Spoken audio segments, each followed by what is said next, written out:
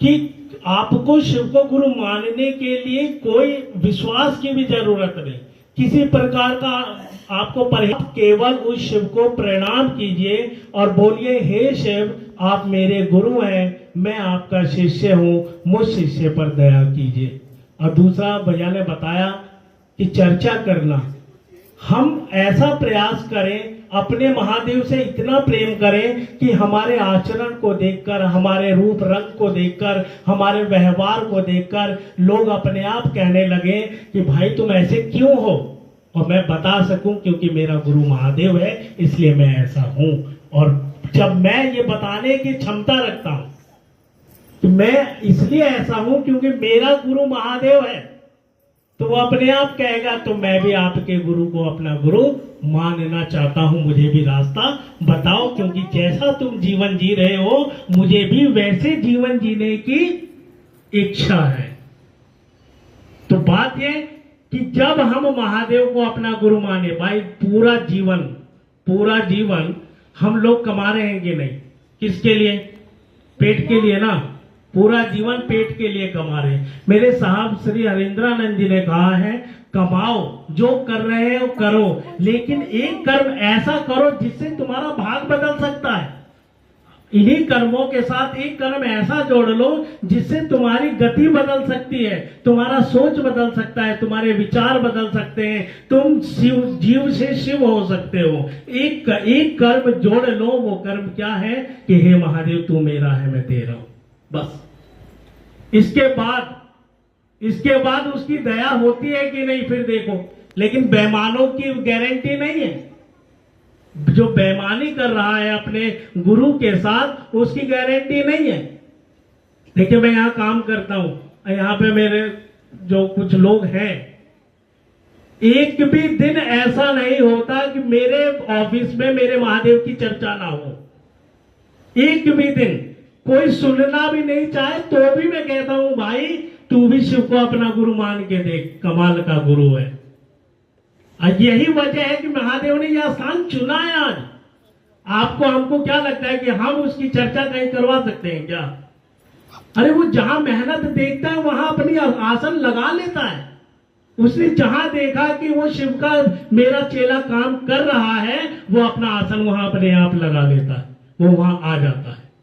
तो शिव गुरु की चर्चा रखी गई तो मेरे महादेव की इच्छा से रखी गई, और व्यवस्था ये जो भी हुआ महादेव की इच्छा से हुआ। कहने की बात ये कि मेरे साहब ने इतना सुलभ रास्ता दिया है अपने जीवन को खुशियों से भरने का।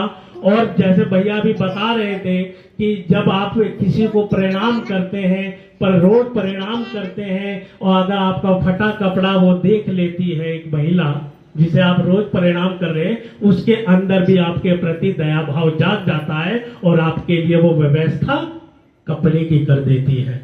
तो वो जगत पिता है, जगत का मालिक है। अगर आप ईमानदार हैं तो आपके पूरे जीवन की व्यवस्था वो मेरा देवाधिदेव महादेव अपने आप करने लगता है।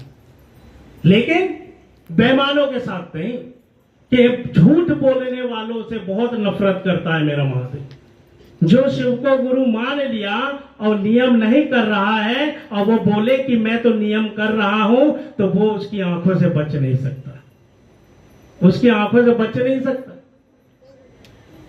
तो ईमानदारी से देखिए, चाहिए तो सभी को ना, हम सब जीव प्रार्थना करते हैं, हम लोग अपने घरों में मंदिर बनाते हैं, धाम पर जाते हैं, कोई खाटू श्याम जा रहा है, कोई वैष्णो देवी जा रहा है, कोई कहीं जा रहा है, कोई मक्का मदीना जा रहा है, कोई चर्च जा रहा है। यानी सबकी दौड़ एक ही है कि मेरा जीवन खुशियों से भर दे प्रभु। इसके अलावा कोई विकल्प है क्या? और अगर ऐसी इच्छा नहीं होती तो हम क्या मंदिर का आगे बिना मतलब का कोई किसी को प्रणाम भी करता है क्या?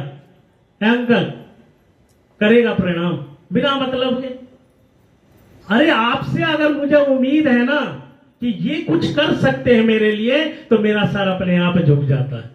नहीं तो यानी कुछ तो चाहिए, इसलिए ये सारी व्यवस्थाएं। तो अगर आपको चाहिए तो मेरे साहब श्री हरिंद्रानंद जी ने बताया है, तुम झूठ बोलते हो, तुम लालची हो, तुम कपटी हो, तुम अहंकारी हो, तुम शराब पीते हो, तुम मांस खाते हो, तुम गलत संगत में बैठते हो, कोई बात नहीं, तुम मेरे गुरु को अपना गुरु मान सकते हो। मेरा गुरु तुमको जीवन जीने की कला सिखा देगा, साहब श्री हरिंद्रानंद जी ने बताया। अब बात ये कि अपने को निखारना क्या, जो अपने गुरु की राह पर दूसरे को चलाने की प्रेरणा करेगा, प्रयास करेगा, वो खुद ही निखर जाएगा। इसका सबूत साहब श्री हरिंद्रानंद खुद हैं। नहीं, उन्होंने जगत को, आज 8 से 9 करोड़ शिव शिष्य बने हैं, साहब श्री हरिंद्रानंद जी को कौन नहीं जानता। तो उन्होंने अपने आप को निखारने का प्रयास ही नहीं किया, वो तो निखर गए। तो ऐसे ही मेरे साहब बोलते हैं कि आप ईमानदारी से अपने गुरु शिव को के शिष्य हो जाओ, तुमको निखार देगा मेरा महादेव। चलिए, बहरामपुर से गुरु बहना आई है, संगीता गुरु बहना, एक भजन सुनते हैं और थोड़ी चर्चा सुनेंगे। अब लेट भी हो जाए कोई दिक्कत तो नहीं। हेलो मम्मी मुझे पूछा ले आओ, पूछता माँ, ओ मम्मी आजा पूछा।